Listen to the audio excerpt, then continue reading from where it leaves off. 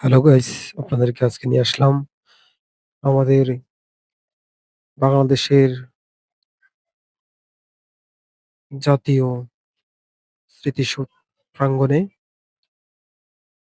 এই আমাদের জাতীয় স্মৃতিসৌধ প্রাঙ্গণ কিন্তু অনেক কিছু, অনেক মহামানিত জায়গা। এই জায়গায়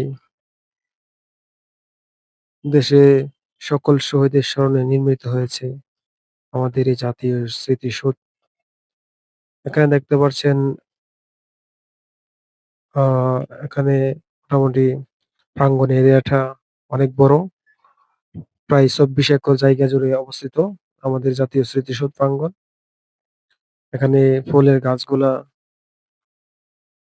গুল্ম বৃক্ষ, এগুলো আসলে মানে গুল্ম প্রকৃতি হয়ে থাকে, গুল্মের মতো অনেক সুন্দর। তারপরে দেয়ালে যে পাশে গাছগুলো অনেক সুন্দর, সবুজ বেষ্টিত জায়গাটি।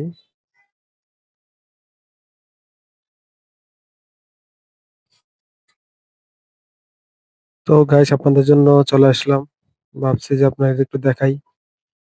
আসলে আমাদের সেই জাতীয় শহীদ প্রাঙ্গণটা আসলে দেখতে অনেক সুন্দর মনে হচ্ছে। এই সবুজে এবং ইটের যে লাল রং, এগুলো বেষ্টিতর মাধ্যমে সাজানো হয়েছে। এখানে বিভিন্ন রকম গাছ দেখা যাচ্ছে, বিশেষ করে যে গুল্ম গাছগুলা বেশি পরিমাণে আছে, প্লাস সবুজ যে মাটিতে যে ঘাসগুলা রয়েছে, এগুলো সুন্দর।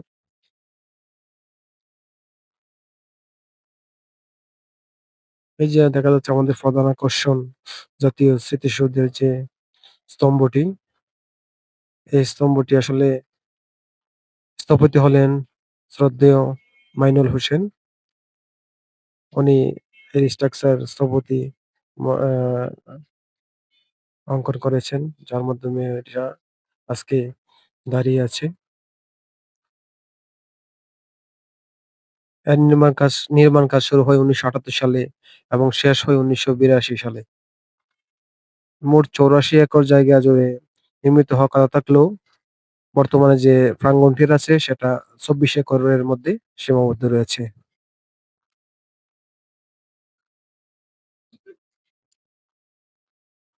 এখানে বিশেষ করে এই যে ইটের যে আকর্ষণগুলা, এই যে ইট, এগুলাকে আসলে অনেক স্লেজ করা সমান পরিমাণে আছে এবং এগুলোতে ইটের রংগুলা করা হয়েছে আরকি মূলত। প্লাস্টার করা হয় নাই। জাস্ট ইটের উপরে আমার মনে হচ্ছে যে ইটের রং গুলাই আবার করানো হইছে। এখানে জাস্ট ওই যে ন্যাশনাল মেমোরিয়াম, মার্টিয়ার্স মেমোরিয়াল এর যে হিস্টোরি গুলা ইংলিশে উপস্থাপন করা আছে। ইন্টারন্যাশনাল ভাবে কেউ আসলে বা আসে অলরেডি, তারা এগুলা একটু পরে দেখতে পারে। এখানে সামনে দেখাচ্ছি যে আপনাদেরকে দেশাত্মবোধক গানের একটি ২ টি খলি, ৪ টি খলি রয়েছে এখানে। দেশাত্মবোধক গান একটু দেখতে পারবেন কাছ থেকে। এক সাগর রক্তের বিনিময়ে বাংলার স্বাধীনতা আনলো যারা, আমরা তোমাদের বলবো না। এই গানটি কোয়ালিটি এখানে রয়েছে। এখন সামনের দিকে আগাচ্ছি। আমাদের মূল আকর্ষণ স্তম্ভ জাতীয় স্মৃতিসৌধ। এটা একদম শেষ প্রান্তে অবস্থিত। ১ম দিকে ঢুকে প্রায় অনেকক্ষণ হাঁটতে হয় এবং কি আকর্ষণ রয়েছে পাশাপাশি বিভিন্ন ওই যে লেক, কৃত্রিম লেক সৃষ্টি করা হয়েছে। এই যে এখানে দেখা যাচ্ছে এটা লেক। এখানে পারাপারের জন্য ব্রিজ আকারে এটা স্ট্রাকচার করা হয়েছে।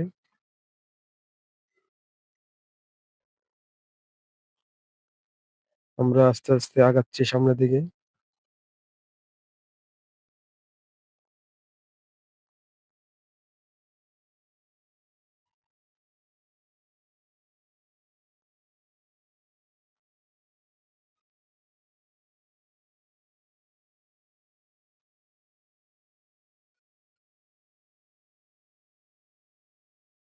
আসলে জায়গাটি অনেক সৌন্দর্য বহন করে।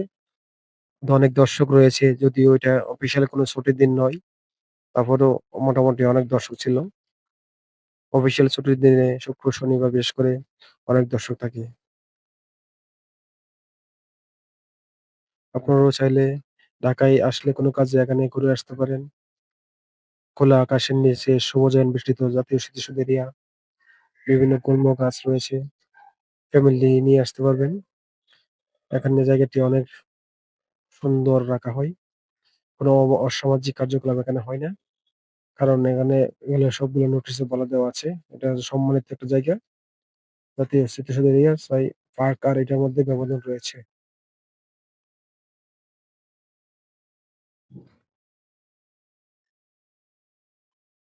এই তো কাছাকাছি চলে আসলাম।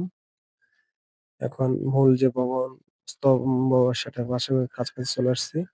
এবার আপনাদেরকে দেখাই। ৭ টি স্তম্ভে বেষ্টিত রয়েছে। মোট উচ্চতা হলো আপনার আ ১৫০ ফুট, প্রায় ৪৬ মিটার, ১৫০ ফুট। অনেকে কাছ থেকে দেখতেছে। অনেক ফ্যামিলি নিয়ে আসছে অনেকে। এটা হলো আপনার শেষ দেয়ালটা, ঠিক আছে? যে পিছনের দিকে শেষ দেয়ালের অংশ, এটা হলো শেষ দেয়ালের অংশ। তারপরে আপনার এদিকে একটু দেখাই আপনাদেরকে যে স্তম্ভগুলা কিভাবে আছে। দেখেন, এখান থেকে শুরু করলে ১, ২ এখান থেকে কাছ থেকে দেখাচ্ছি। ১, ২, ৩, ৪, ৫, ৬, ৭ এভাবে কিন্তু এটা কি আছে সারিভাবে ৩ দিকে স্তম্ভ দেওয়া আছে। এখানে হচ্ছে এভাবে, আর সামনের দিকে দেখা যায় ত্রিভুজ আকারে, ওই পাশে দেখা যায় এইভাবে। ঠিক আছে? ৩ দিক থেকে ৭ টা স্তম্ভ আলাদা, আলাদা স্ট্রাকচার দেখা যায়। এভাবে স্তম্ভটি রয়েছে। এখন আস্তে, আস্তে বেরিয়ে যাচ্ছি। সামনের দিকে এদিকে। এদিকেও ভিউটা আপনার আগের মতই প্রায় সেইম।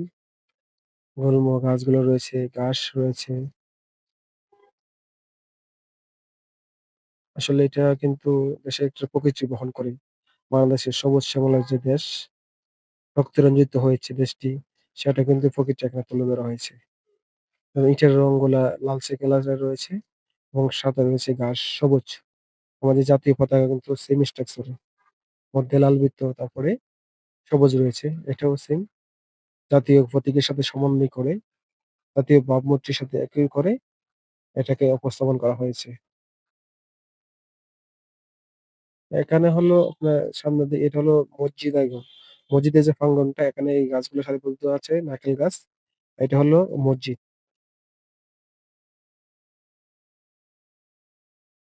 মসজিদের ভিতরে অনেক দর্শনার্থী নামাজ আদায় করে। নামাজের সময় হলে নামাজ আদায় করে। তাই এখানে একটি মসজিদ রাখা হয়েছে।